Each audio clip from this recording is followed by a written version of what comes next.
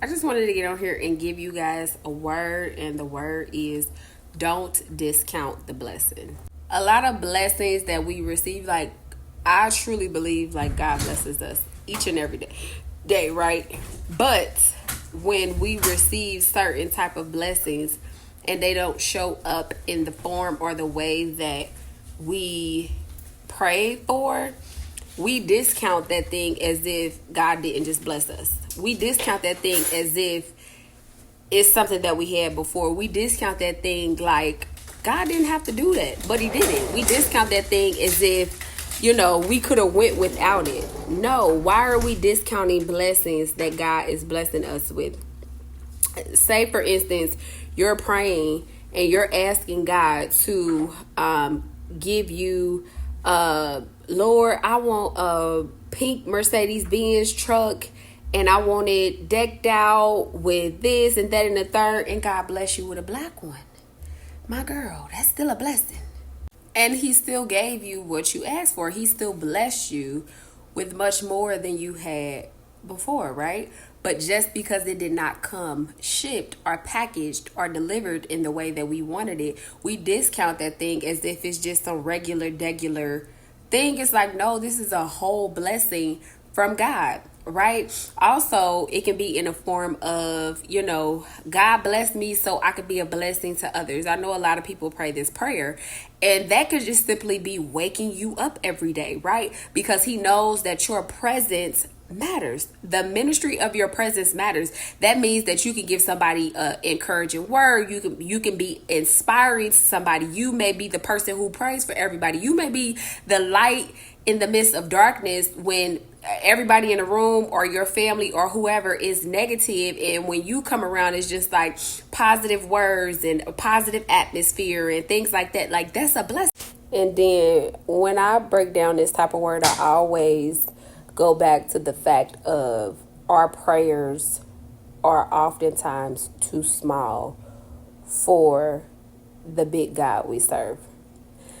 Because we be asking for these itsy teensy weensy un poquito, right? But my Spanish people, very little. We be asking for these very little blessings, like a car or a this or that or money, and it's just like, God is like, I have so much more for you.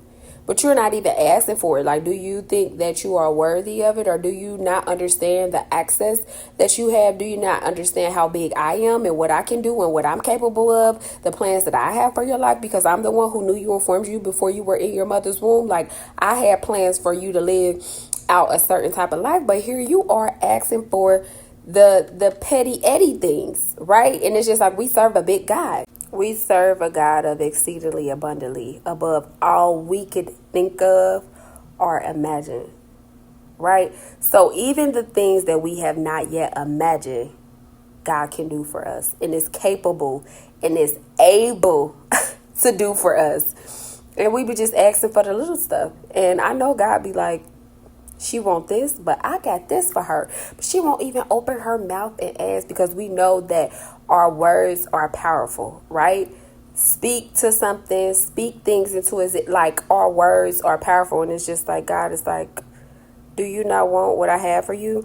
If you know the story of Solomon, you know that that God came to Solomon in a dream. Well, it was the angel of the Lord came to Solomon in the dream, and the angel of the Lord was basically asking Solomon, like, what do he want? Like, what is it that you want, right?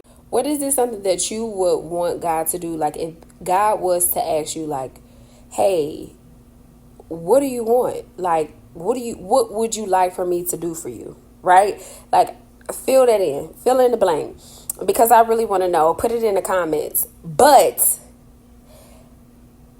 here's the conviction standpoint, because Solomon, our dear friend Solomon, asked for wisdom, and he asked for a discerning heart to be able to govern God's people the right way, right? Like, basically wisdom and knowledge to be able to lead God's people, to govern them, to watch over them. He was a king, to do those things the right way, the godly way. Like, the way that things are supposed to be done. Like, this is what Solomon asked for above all else. And that was really interesting to me, because how many of us will ask for the shoes, the clothes, the bags, the house, the this, the that, and that's Solomon asked for a discerning heart and the wisdom and knowledge to be able to govern God's people with the right heart, like with the right heart, with the right intentions, with everything that, you know, God will want him to do. And also God said, since you have not asked for wealth, for riches, for all of these things, I'm going to give you what you asked for, but I'm also going to give you the things that you hadn't asked for. That truly blessed me right there. God said, I'm going to give you what you asked for. Mind you, this is the exceedingly abundantly above all we could think of or ask for God, right? His word cannot return unto him void. Like, the word has to do what it says it's going to do. He said, I'm going to give you what you asked for, and I'm going to give you what you didn't ask for. So Solomon ended up being the richest man above the people before his time, and it says even after.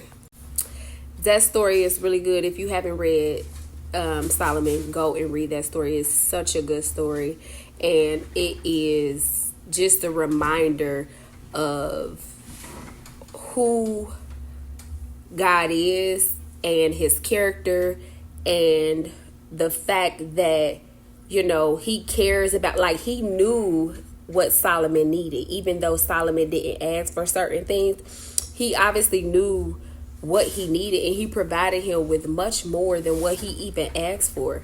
Like, it's just like, let me give you what I want to give you, because it's going to be above the things that you are even thinking that you want or you need. Like, I'm not only giving you what you need, what you're asking for, but I'm going to give you what I know is going to help you prosper and elevate in life, period.